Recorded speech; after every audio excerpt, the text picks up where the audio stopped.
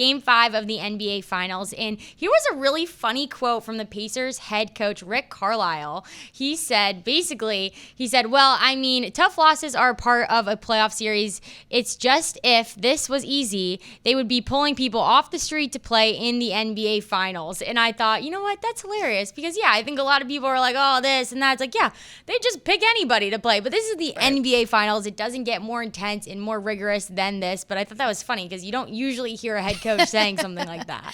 You could tell that he's just at that point of the season where he's tired of answering certain kinds of questions. He's not hitting the panic button, but he's got to do his job and talk to the media. And so it's just like that kind of almost felt like not a reach, but just one of those like, let's go into the basket and grab that one phrase that, makes sense here. If anybody could do it, everybody would be doing it kind of thing. But yeah, I mean, come on. We're not hitting panic. This is been an exciting series for a number of reasons, but I know we say it a lot in hockey, but I'm sure basketball says it too. Like the regular season and the postseason are two entirely different beast characters. Like what you see in the regular season, you typically can't really speak to in the postseason just because of the level of differences and like underdog teams or underdog moments that find their stride. So yeah, it's not an easy feat. Unfortunately, a tough loss, probably even tougher because I would say 80 to 90% of that game felt like Pacers' game to win. And then all it takes is a couple of minutes for it to be handed over, and that's exactly what happened. Right, and SGA coming in clutch. So here's SGA after the game and after his great performance. Tim McMahon, ESPN, it seemed like every touch was tough for you for the first 3.5 quarters. You get to 5 minutes, 4 minutes, 3 minutes, you guys are trailing, seasons on the line. What opened up? What allowed you to finish the way that you did?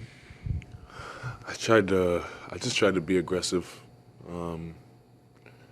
Like you said, I knew what it would have looked like if we lost tonight, and I didn't want to go out not swinging. I didn't want to go out not doing everything I could do in my power and my control to try to win the game.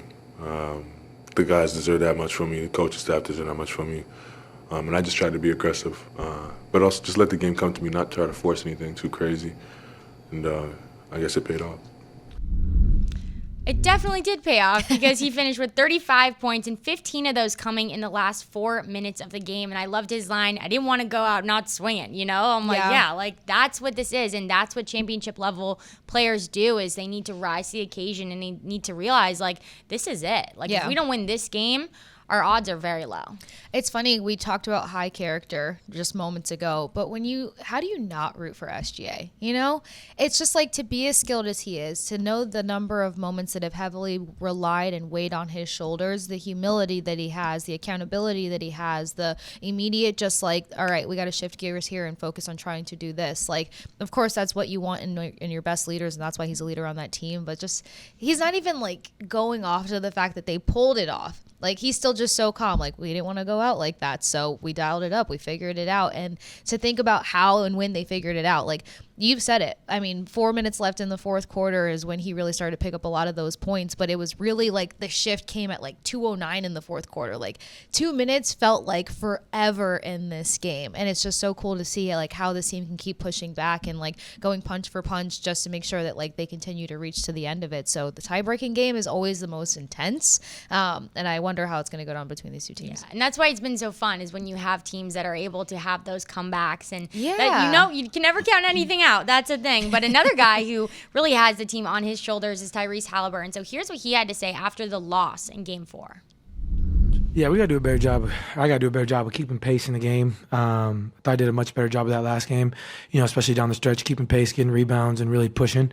I think we got to do a better job of when we do get stops, getting out and running. A lot of times in that fourth, we were fouling too much, taking the ball out, having to, kind of run something versus, just random basketball. So I got to do a better job there.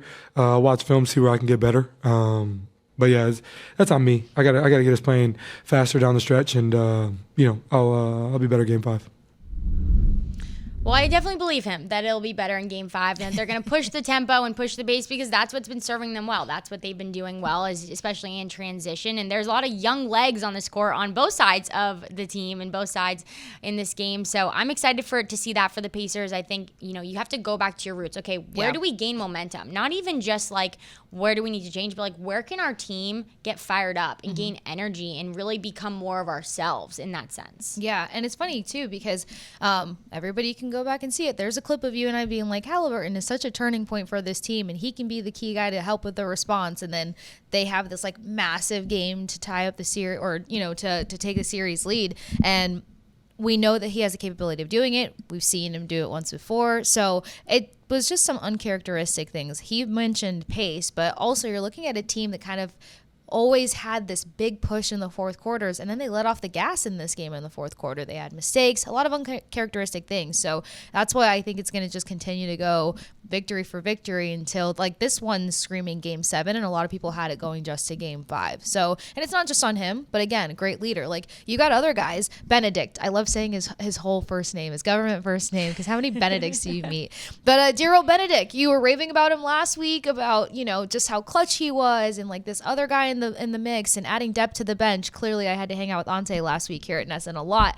But the funny part about it is like Mathurin had a number of opportunities for 3 throws and just could not land it. So there was just like these like moments, these like really small significant moments that they just were unable to convert for their own, and I think that they could change it very easily. Definitely. Well, not very easily. I don't want coach coming for me. Not easily, right? He's gonna he's gonna put Kasey on the court. Oh, Kasey, you think you can just walk right into the NBA finals? I'm 5 foot. Anybody can mark me. That's good. Hey, you never know. Sneaky, you can get around. That's true. People. Maybe I'm quicker. A little point guard action. Yeah, I believe you. Well, let's just get into game 5 because this whole series has just been very back and forth with SGA and Haliburton. But I think for me, if I'm looking at this game, I'm going to take the Pacers in the long run. I'm going to take them in game 6 and in game 7. This. But I think the momentum coming off this last game with OKC and Alex Caruso stepping up, he's been a big part of their 2 wins, the only 2 wins that they've had in this finals so far. So I'm going to go with OKC for this game. Who are you taking?